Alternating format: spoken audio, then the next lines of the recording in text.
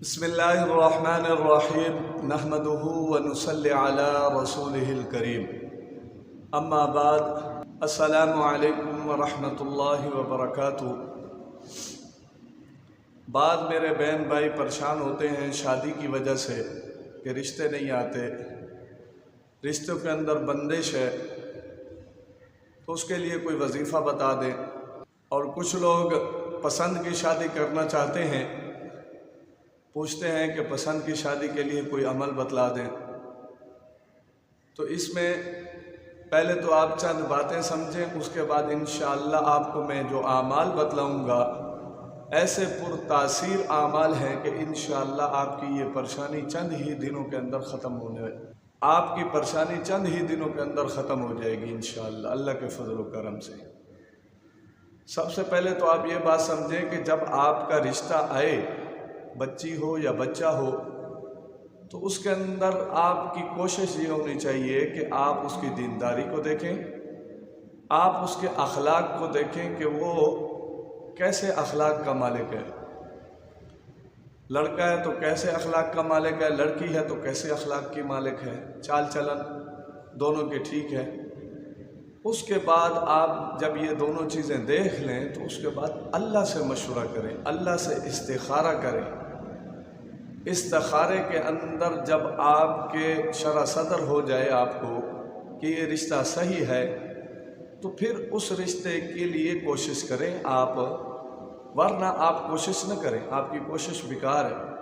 اگر خدا نخواستہ رشتہ ہو گیا اور اس میں خیر نہ ہوئی تو چند دنوں کے بعد ٹوٹ جانے کا امکان ہے، تو وہ بھی آپ کے لیے پریشانی کا باعث بنے گا۔ آج وقتی طور کی پریشانی ہے، کل ہمیشہ کی پریشانی آپ اپنے سر کیوں لے رہے ہیں؟ تو اس سے تھوڑا سا اجتناب کریں۔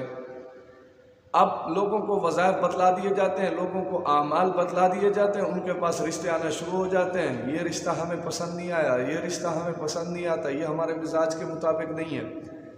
تو اللہ تعالیٰ نے قرآن کریم میں فرمایا کہ ہو سکتا ہے کہ وہ عورت یا وہ مرد جو آپ کو پسند نہیں آ رہا، ہو سکتا ہے اس میں اللہ نے آپ کے لیے خیر رکھ دی ہو۔ آپ کون ہوتے ہیں مستقبل کا فیصلہ کرنے والے؟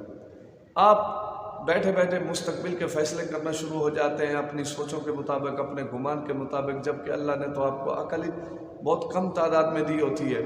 اللہ کی حکمتیں ہیں، اللہ کی مصلحتیں ہیں، یہ جوڑے آسمانوں پہ بنتے ہیں اور ان کے اسباب دنیا کے اندر ہیں۔ آپ نے دینداری کے اسباب کو دیکھنا ہے کہ دینداری ہے، بچہ شریف ہے، لڑکی شریف ہے، دیندار گھرانے ہے، اخلاق والے ہیں، تو بس آپ نے اس وقت اب یہ طے کر لینا ہے کہ رزق کا مالک کون ہے؟ اللہ۔ اچھا، بعض لوگ اس غلط فہمی میں مبتلا ہوتے ہیں کہ جی ہمارا لڑکا کمانے والا بنے گا پھر ہم اس کی شادی کریں گے، یہ بھی غلط ہے۔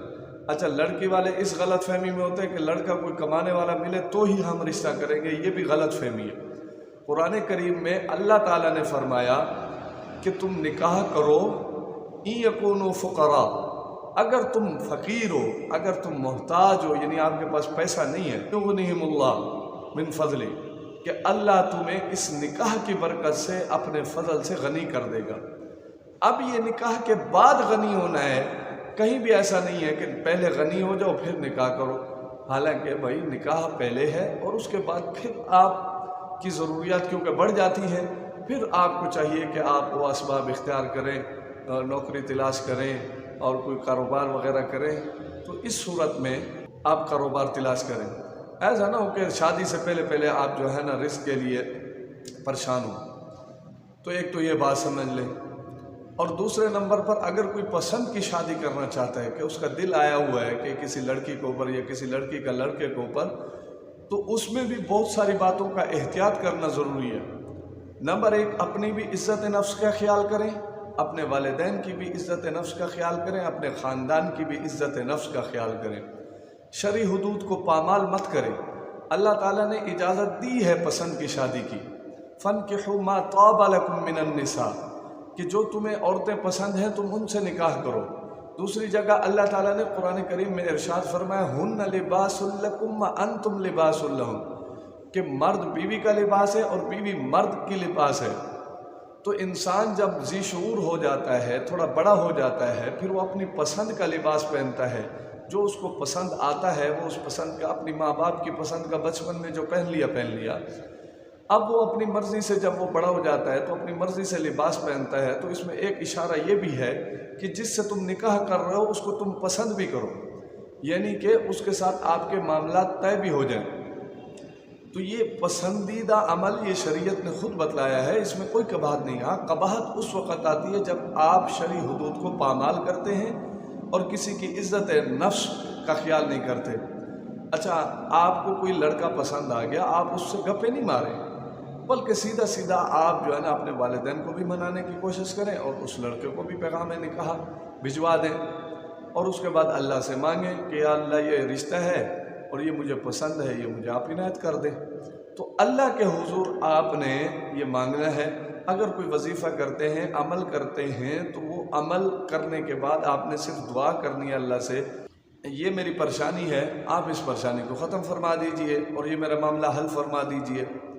تو یہ بڑا آسان سا ہے، ایسا نہ ہو کہ آپ جو ہے نا باغی بن کر کورٹ میرج جا کے کریں، یہ غلط ہے۔ اس کے اندر ماں باپ کی دعائیں شامل نہیں ہوتی، ماں باپ کی بعض دفعہ بد دعائیں لگ جاتی ہیں، بعض دفعہ ذلیل و خوار ہوتا ہے لڑکا بھی اور لڑکی بھی، تو اس میں بہت سارے مسائل اور بہت ساری طلاقیں جو ہے نا اس کے اندر کثرت سے وارد ہو رہی ہیں، تو اس سے اجتناب کرنا چاہیے۔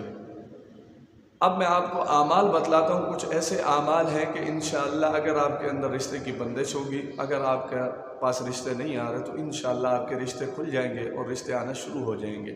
بس آپ نے ان چند باتوں کا جو میں نے بتلائی ہیں ان کا خیال رکھنا ہے، انشاءاللہ اللہ کے فضل و کرم سے آپ کو رشتے کی کوئی پریشانی نہیں رہے گی۔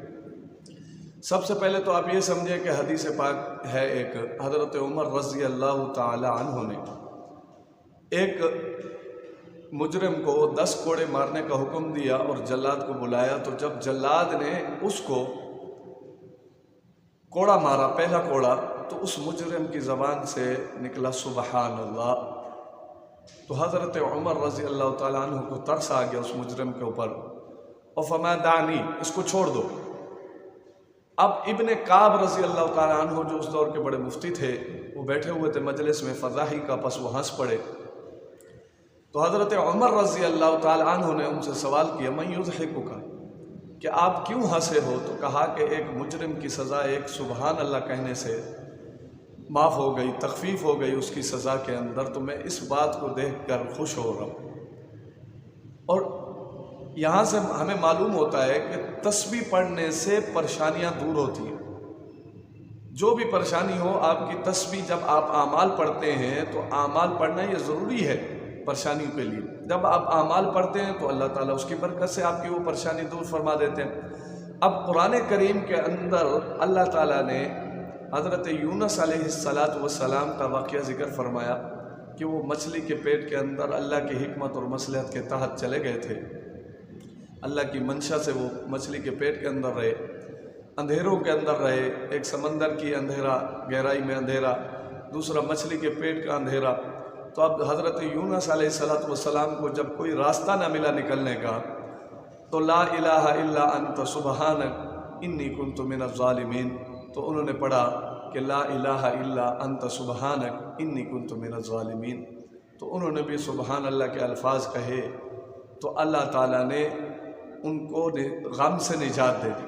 قرآن کریم میں اللہ تعالیٰ نے ارشاد فرمایا فلولا انہ کان من المسبحین، اگر یونس علیہ السلام یہ تسبیح بیان نہ کرتے للبث فی بطنہ الی یوم یبعثون، تو وہ اس مچھلی کے پیٹ کے اندر قیامت تک کے لیے رہتے۔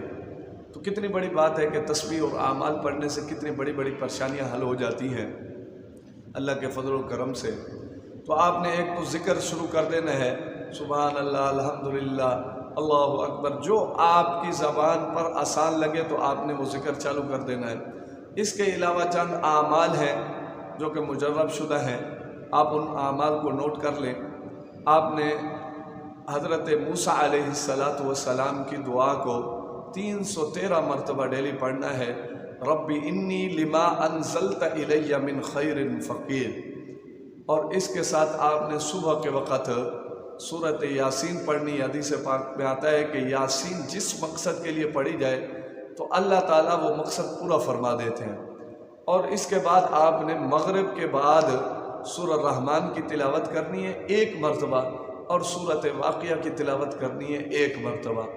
اور جب آپ عشاء کی نماز پڑھ لیں تو عشاء کی نماز کے بعد آپ نے پڑھنا ہے ربنا ھب لنا من ازواجنا وذریاتنا قرۃ اعین واجعلنا للمتقین اماما۔ اس کو بھی آپ نے 313 مرتبہ پڑھنا ہے۔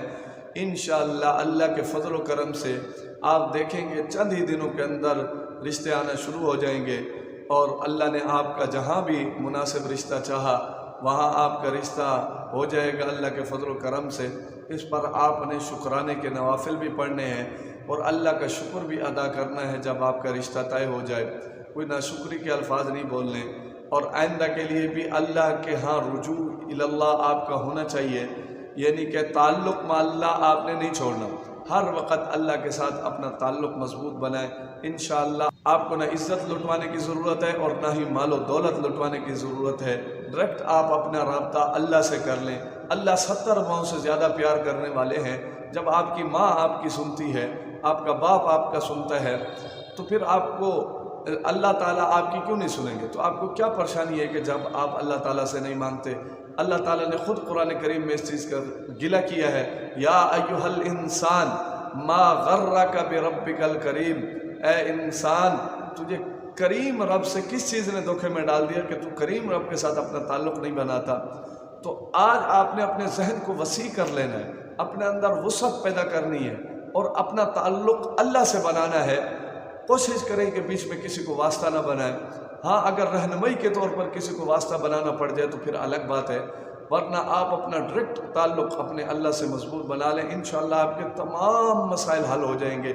وہ ایک بادشاہ کا واقعہ ہے، تو ایک بادشاہ نے اپنے جو ہے نا وزیروں کو کہا، ایک موڈ میں بیٹھا ہوا تھا، تو اس نے کہا کہ آج جس کا جو چیز چاہے وہ مجھ سے مانگ لے۔